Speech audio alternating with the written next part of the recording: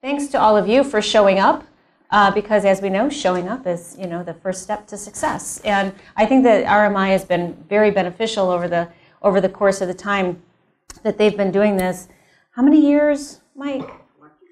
27 years in educating and networking and growing what we want in Maryland to be a wonderful, dynamic place for all of you to work and to provide more jobs for those out there.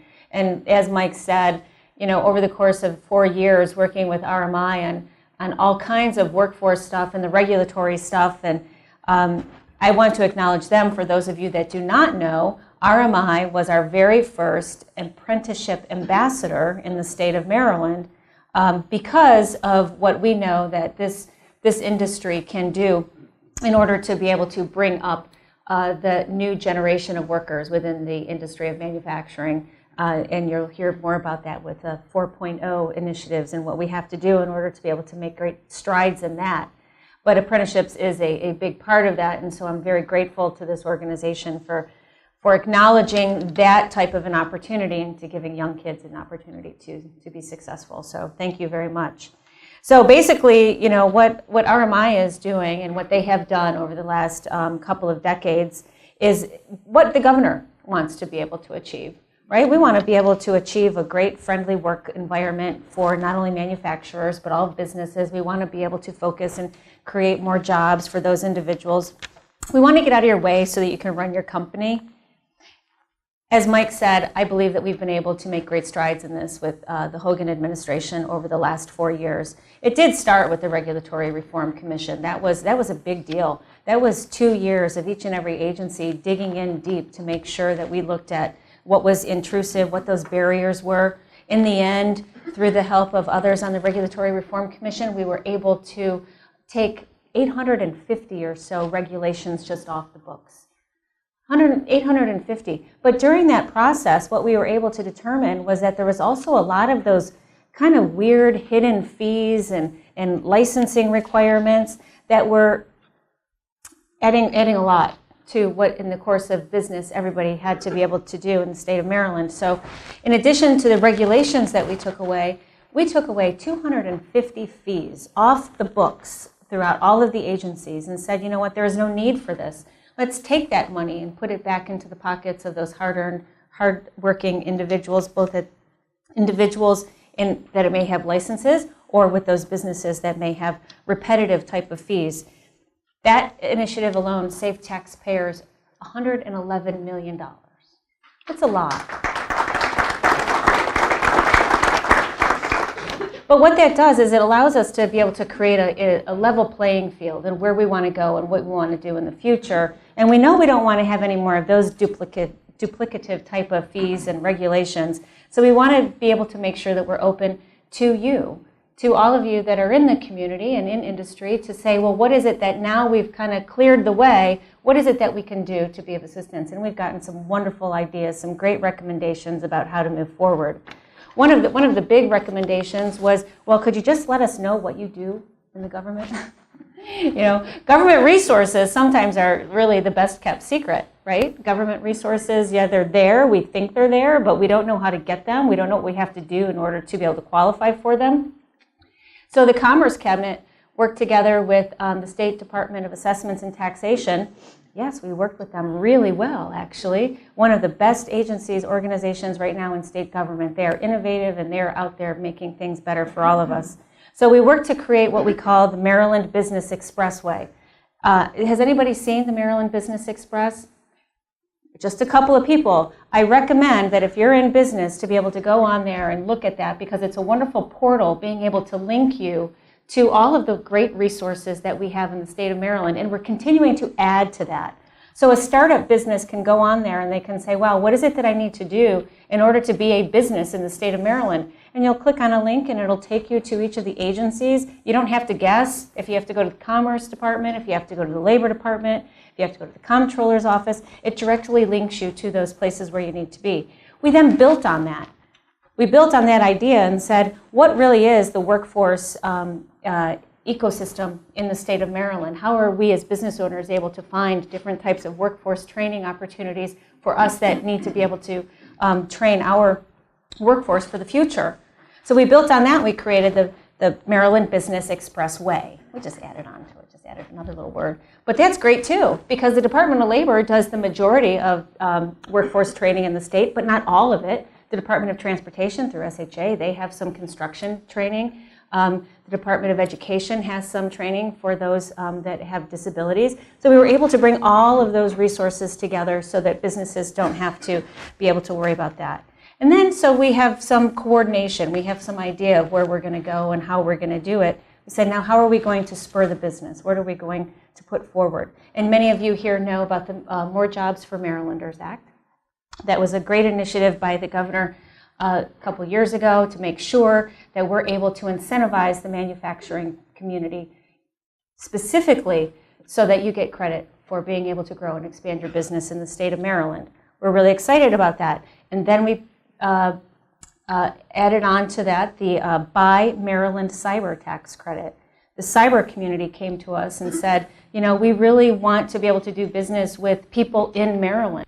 So we're now incentivizing Maryland businesses to purchase products and services from Maryland-based cyber companies.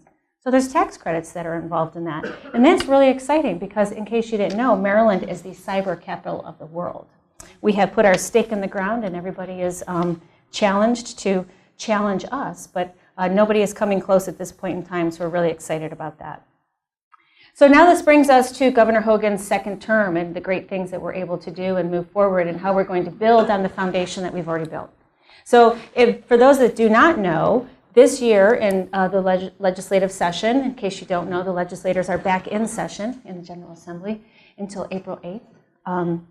Where I spend most of my time these days, so thank you very much again for having me here, so I'm not in Annapolis. I was there at 8 o'clock this morning, though, testifying on something, but this is a great place to be today. So the governor has dubbed this his first session of his second term of his administration as the opportunity session. And I think we had a great foundation for that. I'm hoping everybody in this room understands or has heard of opportunity zones. Opportunity Zones is a great program that the federal government had put out there about being able to incentivize development in those areas that are economically challenged, those that have underserved communities. And Maryland has 149 opportunity zones, at least one opportunity zone in every county. So that's great. So we were able, through the Department of the Treasury in Washington, D.C., be able to finalize our opportunity zones here. If you don't know where those are, you can go on, and there's a portal for opportunity zones to see where people are investing and what types of funds they're putting forward. So the governor said, how can we take a great program and make it even greater? And I think that's where the governor really exceeds, is to say, how can we just expand on this to make it a really influential, innovative program that's going to bring on great returns for those areas and the communities that need our support. And so we're taking some of our programs, some of our state programs, and we're adding them on, we're stacking them to the incentives that the federal program will be able to provide. Like the More Jobs for Marylanders Act, we're adding on to that this year. There's a piece of legislation that we're going to be supporting through the Department of Commerce called More Opportunities for Marylanders. So it's taking what we have done with More Jobs for Marylanders and making sure that you get tax credits based on the number of jobs that are created, but it's expanding outside of manufacturing. It's expanding outside of those limited Tier 1 areas into all of the opportunity zones. So basically we're taking More Jobs for Marylanders, putting it in the opportunity zones and saying everybody's going to get credit for creating jobs right here at home with those individuals in those areas that need the jobs the most.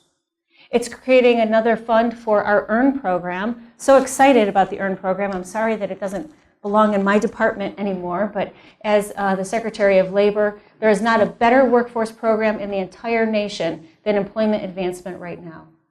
It's almost a $20 return on investment for every dollar that we put into that program, with the level of certifications and job readiness that's created out of those training programs. Over 1,000 businesses are participating in hiring from those programs, and there's over 78 in all industries, many manufacturing through some of our partners of the likes of MEP, being able to bring people into those programs and putting them immediately to work out in the field.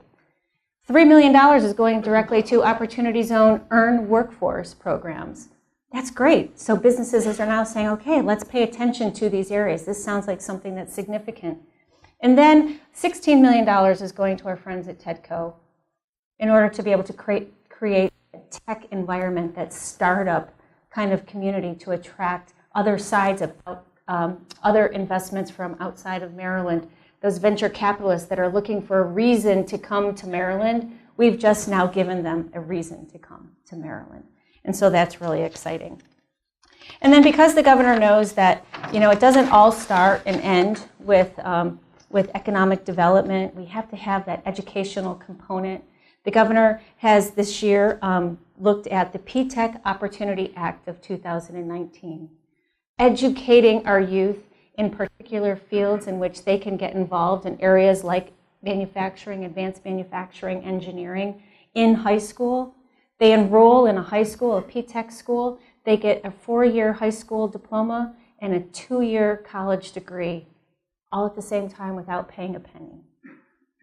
And that is really exciting. So we did have those types of, we had 3 P-TECH schools, and he is expanding that this year to make sure that those early college years are well taken advantage of, focusing, of course, on STEM occupations to make sure that they will be ready to go into these advanced manufacturing jobs in the future on day one. And what better thing to do for our young students out there is to be able to make sure that they are prepared for the workforce, and to make sure that the workforce is prepared for them. I want to point out that not only has Mike Galeazzo been a great friend of the department, the board chair, Eris Milisaratis, who I don't believe is here today, he's also been a really great friend of ours as well. RMI altogether has been extremely helpful in us to be able to formulate our vision and our goal for what we want to do right here in the state of Maryland, so that all of you can advance and grow and prosper and stay in the state of Maryland. And with that, I will turn it back over to Mike Galeazzo, and I really appreciate the very warm hospitality. Thank you. Kelly, you mentioned $16 million was dedicated to TEDCO. Yeah. Was that a bump over last year? It's an additional opportunity fund. Yes, it is. It's an additional amount in their budget to go directly to opportunity zones where tech companies can come and invest. Yeah.